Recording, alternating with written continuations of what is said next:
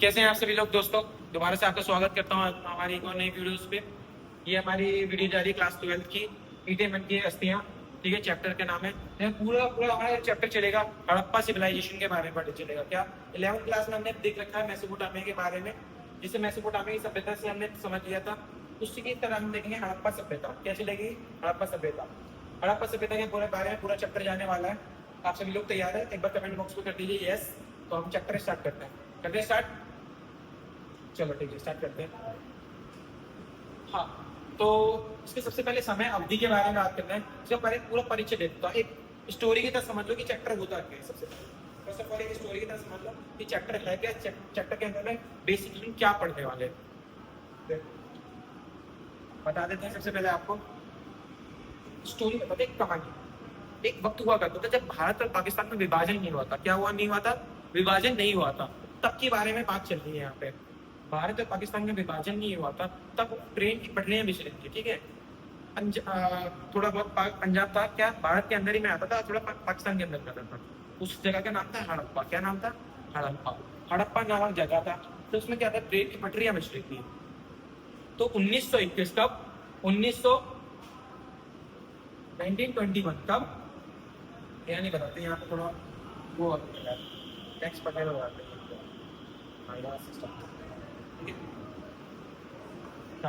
तो यहाँ पे बात करने वाले हैं।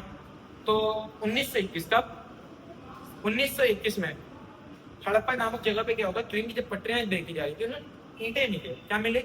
ईंटें। वो ईंटें उन्हें पता नहीं चली यार ये ईंटें हैं क्या क्या नहीं।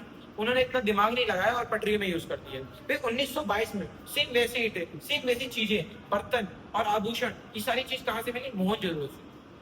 कहाँ से मिली?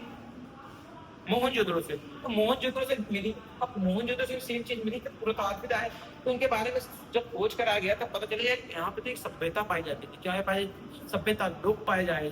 तो उसके बारे में पूरे चक्र जाने जा रहे हैं जिसे हम बोलते हैं हड़प्पा सिविलाइजेशन। क्या बोलते हैं? हड़प्पा सिविलाइजेशन, हड़प्पा सभ्यता या हड़प्पा सिविलाइजेशन। आई बात समझ में? कोई डाउट नहीं ना? इतने तक बात समझ में आ गई तो समझ लो हो जाएगा। पहला क्या पॉइंट आता है, हमने क्या पढ़ा 1921 में। 1921 में किसकी खोज हुई थी? हड़प्पा की। और 1922 में मोहनजोदड़ो। क्या? मोहनजोदड़ो। 1921 में हड़प्पा की, 1922 में मोहनजोदड़ो। अब देखो 1921 में हड़प्पा की खोज किसने की? दयाराम साहनी। किसने की? दयाराम साहनी। एक पुरातात्विक हुआ करते, पुरातात्विक हिस्टोरियन जो पुरानी चीजों के बारे में खोज करते रहते हैं। जो पुरानी चीजों के बारे में, जिसके बारे में से पुरानी चीजों के बारे में जानकारी हुआ करती है ना, वो लोग हुआ करते थे। उन्हें पता था कि पुरानी चीज क्या है, कैसे है, किस तरह इसे यूज करना चाहिए, उनके बारे में ये खोज करा करते थे। तो उन्होंने हड़प्पा सभ्यता की खोज की। फिर 1922 में मोहनजोदड़ो की रखलदास बनर्जी। किसने? रखलदास बनर्जी। रखलदास बनर्जी ने इसकी खोज की थी 1922 में। ठीक है, अब देखो ये तो पुरातात्विक हो गए। अब हर किसी का लीडर होता है, हर किसी का लीडर होता है। क्या होता है? लीडर होता है। तो अब जिसे मान के चलो, फॉर एग्जाम्पल मान के चलो कि आईएएस काम कर रहा है, आईपीएस काम कर रहा है, आईएएस काम कर रहा है, आईपीएस काम कर रहा है, पर उसके ऊपर लीडर कौन होता है? लीड कौन करता है उनको?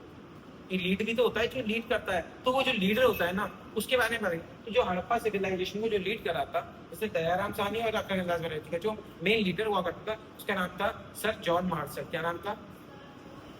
मार्शल, सन जॉर्ज मार्शल। इनने क्या करा था, ये पूरी की पूरी सभ्यताओं को के बारे में जो खोज करते, वो लीड करते और बता रहे थे कि अगर कुछ भी डाउट होता तो ये बता देते। मेन लीडर क्या होते? Sir John Marshall. और उन्होंने 1921 में पता चल गया कि हाँ हड़प्पा नामक जगह की खोज हुई थी। 1922 में क्या हुआ? मोहनजोदड़ो की खोज हो गई। पर उन्होंने अभी बताया नहीं, विश्व को नहीं बताया, वर्ल्ड को नहीं बताया, अभी बात उन्हीं के तक है। और 1924 में, एक साल छोड़ के, कि पहले रिसर्च किया था कि हाँ क्या क्या है। ठीक है, 1924 में बता दिया पूरे विश्व को कि हाँ हड़प्पा नामक की भी कोई जगह है। ठीक है, उसी के बारे में पढ़ने जा रहा है। और पहला पॉइंट आता है कि हमारा 2600 ईसा पूर्व से 1900 ईसा पूर्व इसकी समय अवधि थी पाई गई थी। देखो इसे ऐसे नहीं कह सकते 2600 ईसा पूर्व से 1900 ईसा पूर्व। अब देखो हड़प्पा सभ्यता ना, कोई भी सभ्यता तीन चीज होती है।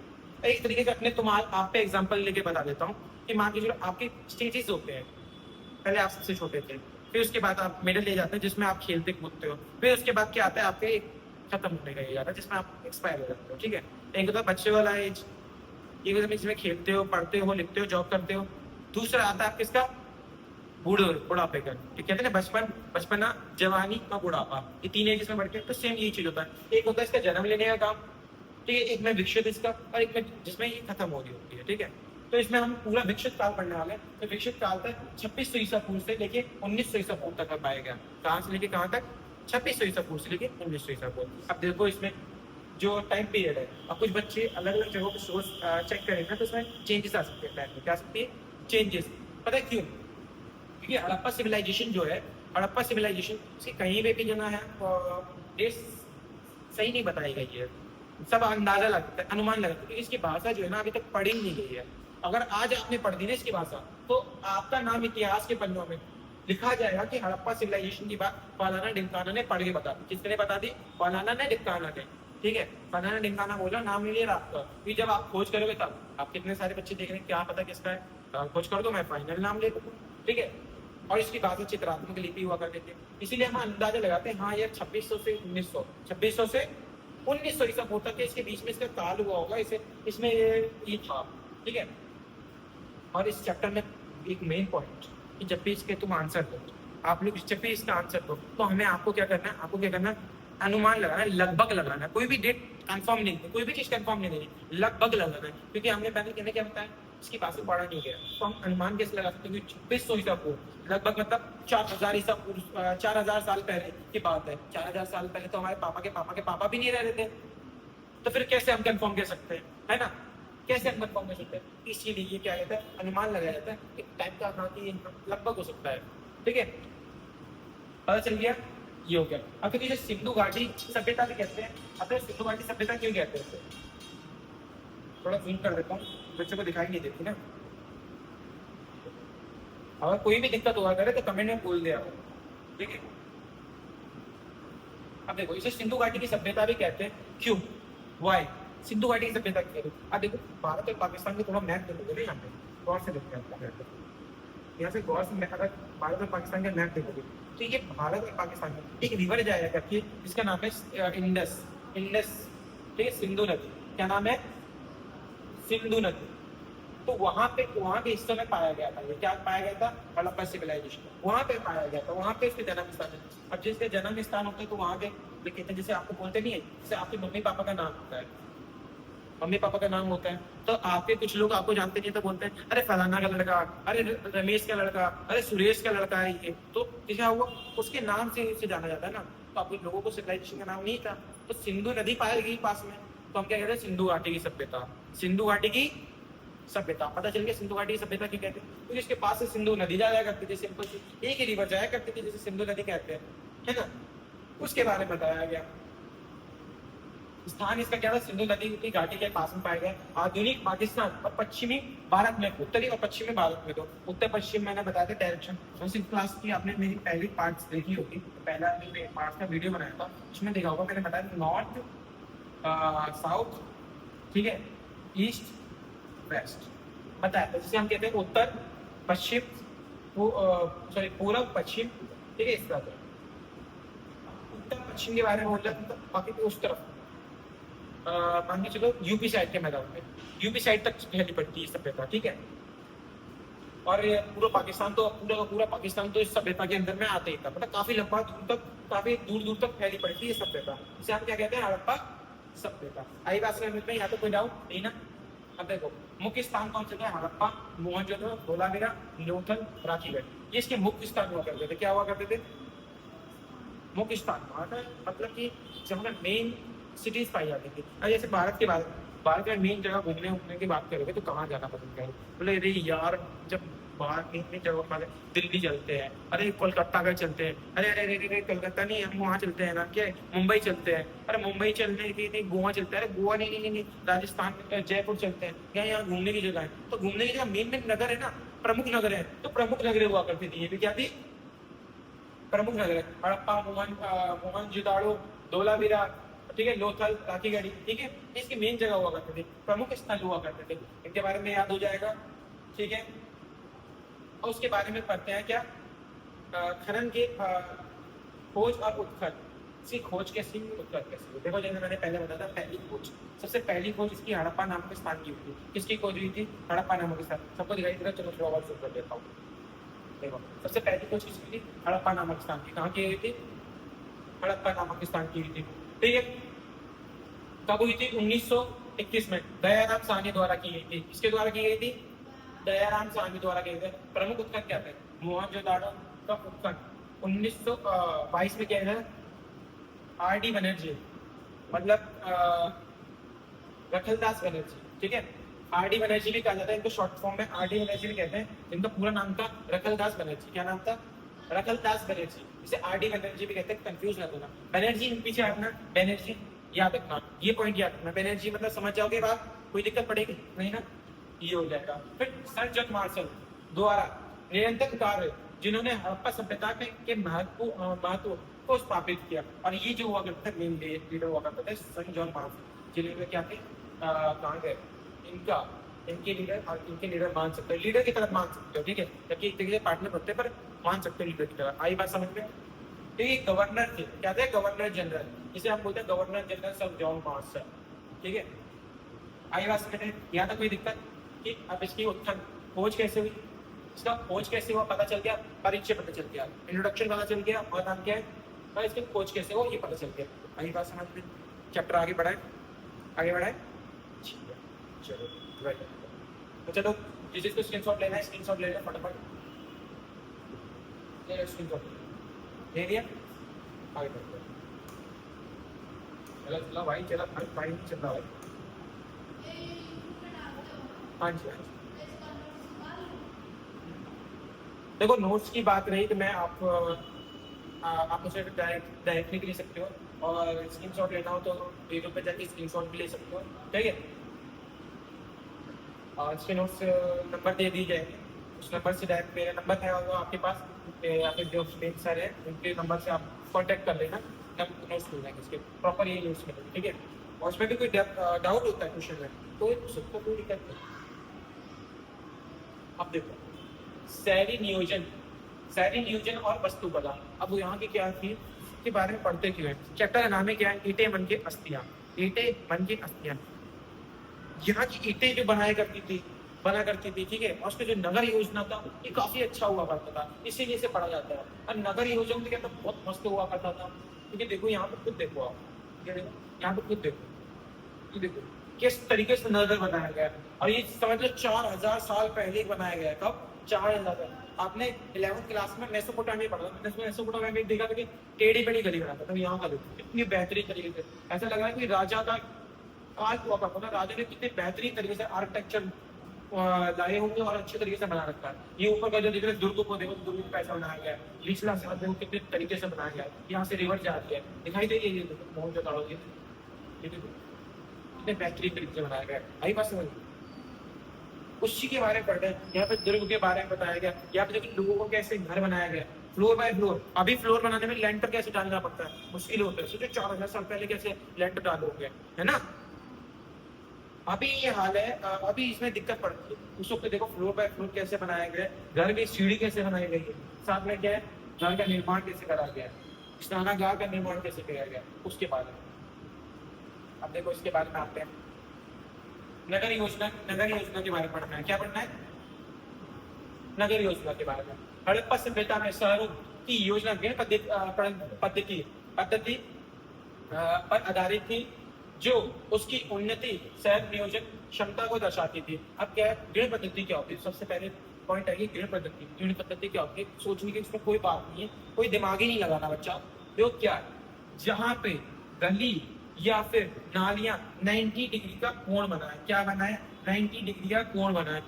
ऐसे गलियों को बनाया करते थे, ऐसे शहरों को बनाया करते थे। ये देखो ऐसे गलियों को बनाया करते थे, ऐसे शहरों को बनाया करते थे कि पूरा 90 डिग्री का। ये देखो जहाँ भी गलियां जा रही है 90 डिग्री, बिल्कुल सीधी गलियां जा रही है, नालियां जाएंगे सीधी और 90 डिग्री कोण बनाएंगे। ये देखो ऐसे गलियां कैसे यहाँ पे, यहाँ से यूं बढ़े, यहाँ से यूं गई।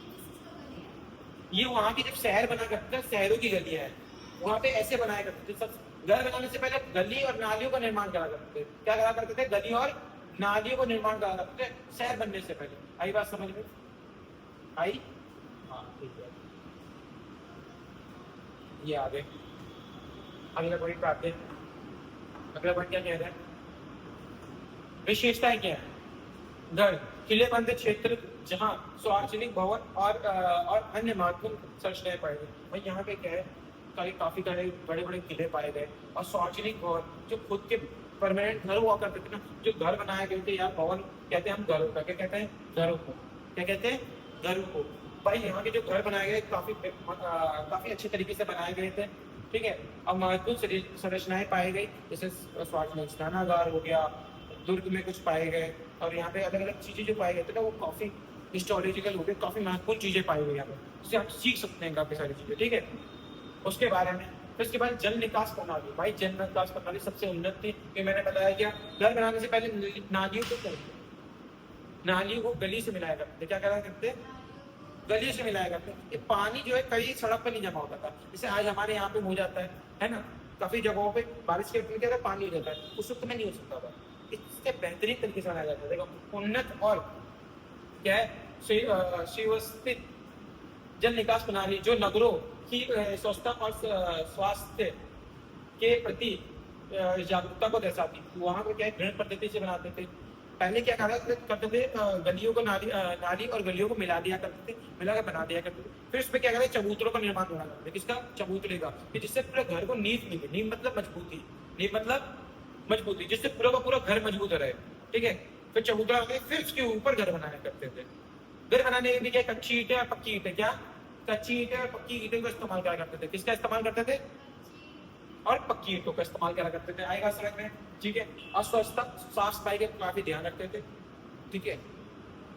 उसके बाद घर पक्की हुई ईंटों से बने मकान, इसमें कई कमरे और आंगन होते थे। अपने के आने के दरवाजे काफी हो जाते थे, जो इसमें घर बनाए जाते थे काफी बेहतरीन तरीके से, जिसमें पक्की ईंटों का इस्तेमाल कराया जाता था कि कैसे लोग अंदर आए घर में। कि इसमें क्या होता था, काफी घुमा फिरा के घर बनाए थे, कि कोई आ भी जाए ना, जिस वक्त आज के वक्त में कहीं पानी पीने जाता है, आपके घर पे आता हो तो डायरेक्ट आपके घर पे आ सकता है, सामने फेस टू फेस दिखता है। पर उस वक्त क्या है, बाहर भी क्या होता है, घर के बाहर ही कुआं बना दिया होता है, कि ऐसे तरीके से कैसे जाता है। एक तरीके से ये घर है, ठीक है। यहाँ पे मान लो कोई कमरा है, यहाँ पे कोई कमरा है, यहाँ पे कोई कमरा है, यहाँ पे एंट्री गेट है ना, तो यहाँ तक क्या होगा, बॉल होगा, जिससे यहाँ पे जाना होगा, और यहाँ पे आपको वो आएगा, यहाँ पे पिएगा। यहाँ जाने की कोई जरूरत नहीं है, यहाँ जाने की कोई जरूरत ही नहीं है, वो अपना आएगा, कुएं से पानी पी के निकल जाएगा, कोई दिक्कत ही नहीं है। इस तरीके से घर बनाया जाता है, ठीक है। आई बात समझ में। इसके बारे में बताया गया है। और सार्वजनिक स्नानागार, अब देखो ये चीज ध्यान दो, जो हमारा हड़प्पा सिविलाइजेशन का मोहनजोदड़ो था, उसमें दो तरीकों में शहर बांटे गए थे, दो तरीकों में शहर बटा पड़ा था।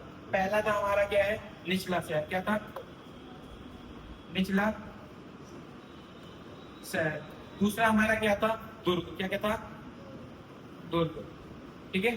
दुर्ग हुआ करता था, ये दो शहर हुआ करते थे, क्या थे, शहर हुआ करते थे ये दो, दुर्ग और निचला शहर। अब देखो दुर्ग क्या था, दुर्ग था क्या, दुर्ग में भाई विशाल स्नानागार, माल गोदाम, ये सारी चीजें पाई गई, जो थोड़ी ऊंचाई में बनाया गया था। जैसे मैंने ये इमेज दिखाया था, गौर से देखना, थोड़ा ध्यान देना, ठीक है।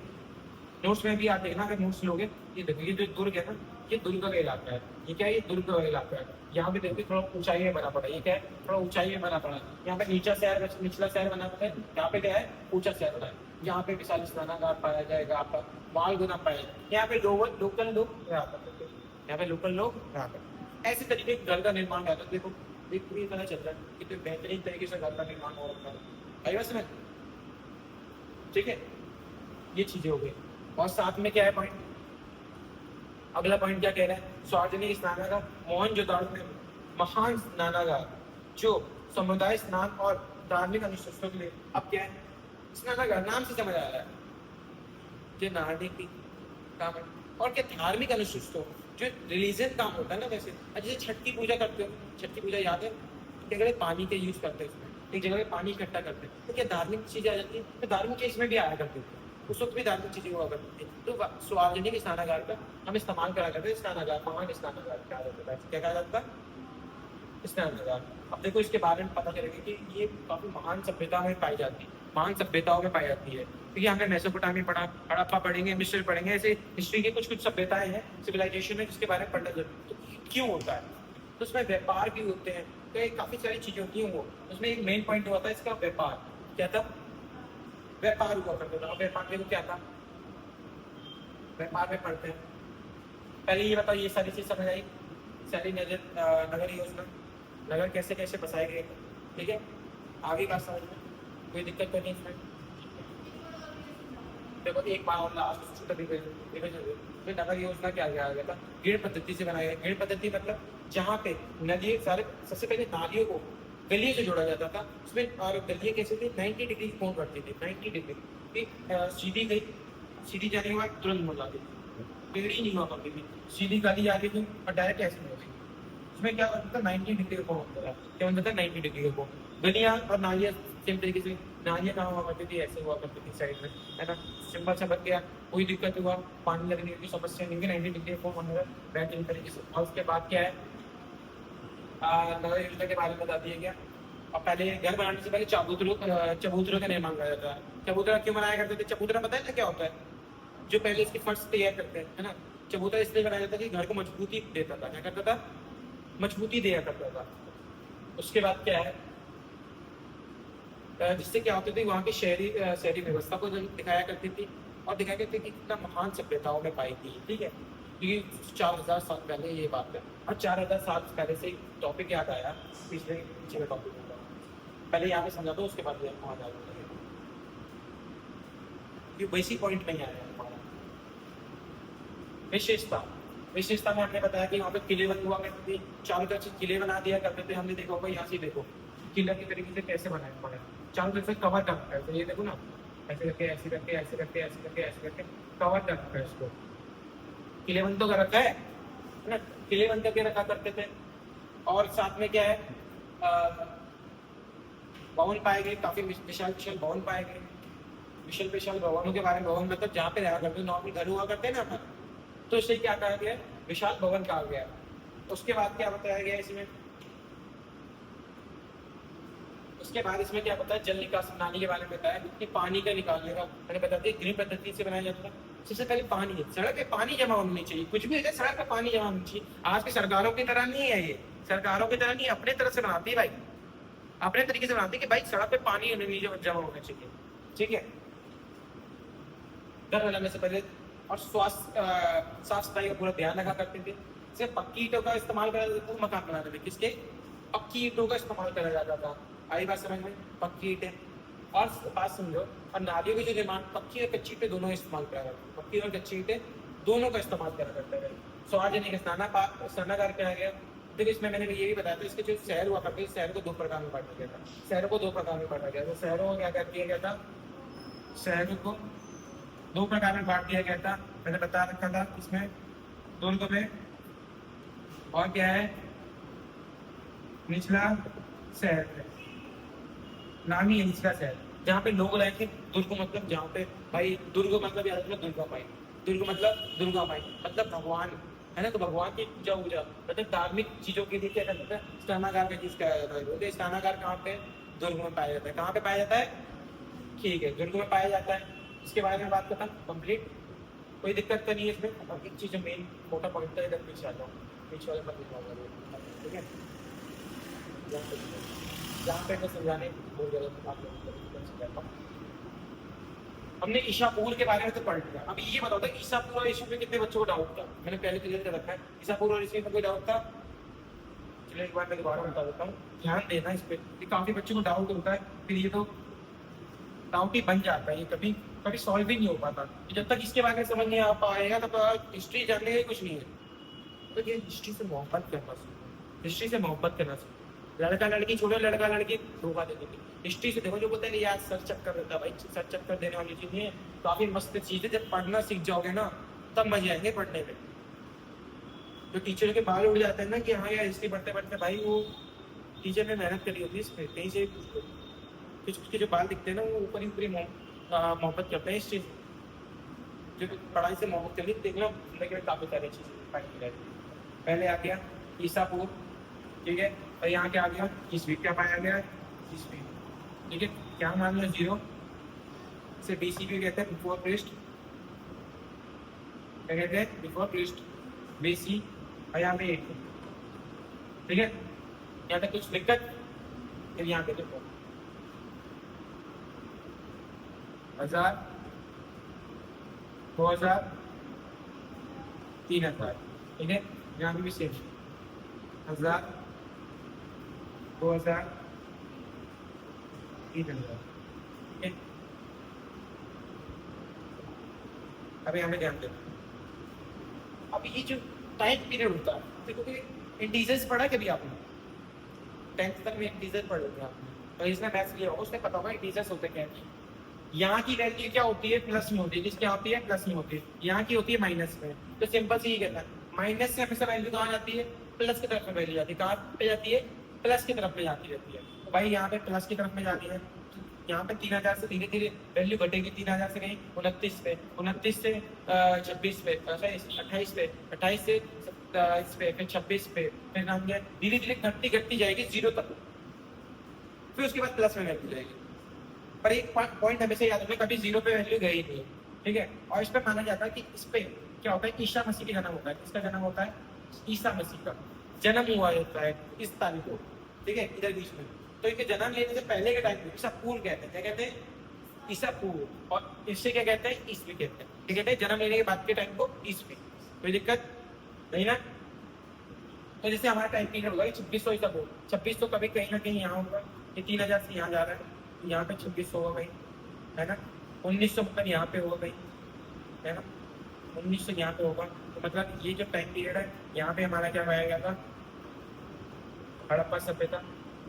आई बात समझ में, कोई दिक्कत आया इसमें कुछ नहीं ना। यहाँ पे हड़प्पा सभ्यता के समय काल पाया गया, ये विकसित काल पाया गया था, क्या हड़प्पा सभ्यता का विकसित समय काल पाया गया था, ठीक है। ये होता है टाइम, टाइम कैसे नापते हैं, और एक होता है एक सेंचुरी पे नापते हैं, हिस्ट्री में एक होता है टाइम सेंचुरी पे नापते हैं, ठीक है। पहले एक बार इसके बारे में देख लो, हो जाओ क्या इसमें, नहीं ना। अब मान के चलो मैं ऐसे कह दूँ, एक सवाल पूछूं, 600 ईसा, 600 ईसा और नाम ये 800 ईसा, 800 ईसा पहले क्या आएगा, पहले 600 आएगा या 800 आएगा, 800 आएगा ना। क्यों, क्योंकि हम बड़ी वैल्यू से छोटी वैल्यू पे जा रहे हैं। फिर यहाँ से क्या होगा, हम बड़ी वैल्यू पे जा रहे हैं, किस पे जा रहे हैं, बड़ी वैल्यू पे, ठीक है। यहाँ पे कोई डाउट नहीं है ना, हाँ वैल्यू। अब आगे देखते हैं आगे क्या होगा, आगे अभी ध्यान दो, आगे में क्या होता है, ध्यान दिया, तो ध्यान दिया होगा आपने,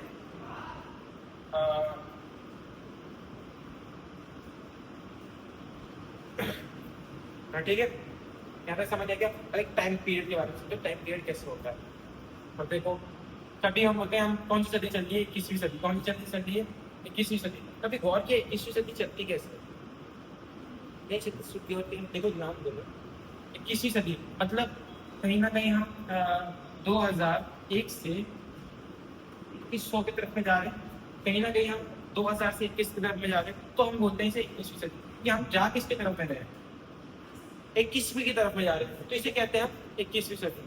और मान के चलो, अभी मेरे को ये बताना कि हमेशा क्या देखते हैं, ये वैल्यू आगे किस वैल्यू की तरफ में जा रही है, ठीक है, पीछे की दो वैल्यू, ठीक है, पीछे की वैल्यू को देखते हैं कि कहाँ पे जा रही है, तो उसके हिसाब से अनुमान लगाया जाता है कि कौन सी सदी चल रही है। अब मेरे को बताओ 1857, 1857 ये बताओ कौन सी सदी होगी, कौन सी सदी है, याद रखना किसके तरफ में, किसके किसके किसके किसके बीच में आ रही है, कहीं ना कहीं ये 1801 से 19वीं सदी, 19 की तरफ बीच में आ रही है। ये जा किस तरफ में रहा है, 19 की तरफ में, तो ये कौन सी सदी होगी, 19वीं सेंचुरी भी कहते हैं, 19वीं सेंचुरी, ये 19 की तरफ में जा रहा है ना। आई बात समझ में, कोई दिक्कत नहीं होगी।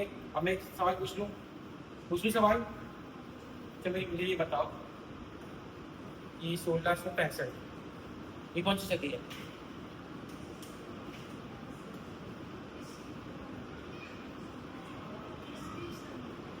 उन्नीसवीं सदी कैसे, ये तो 19-20 किसकी तरफ में जा रहा है, 16 ये किसकी तरफ में जा रहा है, ये 16, ये 17 की तरफ में जा रहा है ना, ये 17 की तरफ में जा रहा है, ये क्या आएगा 1700 की तरफ में जा रहा है ना, तो क्या होगा 17वीं शताब्दी होगी ना, बहुत बड़ी जाती है, तो बहुत ही ध्यान दो, ठीक है।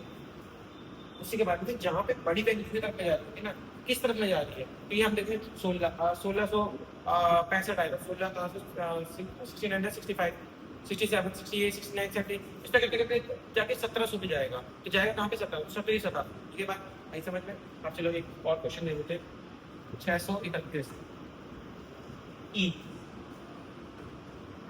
कौन सी शताब्दी है? ये हुई ना बात इसी तरह का। ठीक है, देखो आज की वीडियो में मैंने ना पूरा का पूरा इंट्रोडक्शन दिया है चैप्टर का। क्या दिया है? इंट्रोडक्शन। ये तो इंट्रोडक्शन के बाद चैप्टर बहुत इजी हो जाता है। क्या जाता है? अब देखो ठीक है, अभी ये कोशिश करूंगा पूरा करूंगा, धार्मिक के बारे में हो जाएगा, विज्ञान और प्रौद्योगिकी के बारे में, ये अगली क्लासेस में कंप्लीट हो जाएगा। इसके टोटल मैं 3 से 4 पार्ट बनाऊंगा, और उसमें पूरा फिर अगली बार में एमसीक्यूज दे दूंगा। अगर एमसीक्यूज आपने कर लिए तो समझना क्या है कि पूरा का पूरा चैप्टर आपके लिए हल हुआ है, बहुत ईजी चैप्टर है। ठीक है, कोई चीज है ही नहीं इसमें। क्या कुछ दिखता है आपको? कुछ हार्ड दिखता है इसमें? कुछ हार्ड नहीं है। ठीक है, और मैंने जैसे पहले बताया था, अगर आपको नोट्स चाहिए होंगे, नीचे जो नंबर दिया हुआ है डिस्क्रिप्शन में नंबर भी दे रखा है, उससे आप नोट्स कॉन्टेक्ट करके भी कर सकते हैं। अगर आपको ऑफलाइन क्लासेस लेना है तो ऑफलाइन क्लासेस के लिए भी आ सकते हैं। हमारा अब पड़ता है बदरपुर मोरल बंद स्कूल के पास में, नियर बाई पड़ता है बरातगढ़। ठीक है, ठीक है, इधर में हमारा ऑफलाइन ब्रांच पड़ता है, मेन ऑफिस पड़ता है, जहाँ पे आपको ऑफलाइन क्लासेस भी दे सकते हैं। आई बात समझ में। और अगर चाहें तो आप टंकी रोड के पास में Quran Bharti school, Quran public school, ये भी पड़ता है, जहाँ पे हमारी दोपहर के बाद से क्लासेस चलती हैं, वहाँ पर भी आप आके क्लासेस ले सकते हैं। ठीक है, और बाकी कुछ डाउट बने नीचे जो कमेंट बॉक्स दे रखा है उसमें दबा के कुछ पूछ लीजिए, कोई दिक्कत नहीं। मैंने आपसे कभी पैसा मांगा कि हाँ नहीं भाई ये नहीं तो वो नहीं तो ये नहीं ना। ठीक है, और एक चीज़ और, मुस्कुराते रहिए, हंसते रहिए, हमेशा हंसते खेलते रहिए। ठीक है, मिलते हैं। जय हिंद, जय भारत।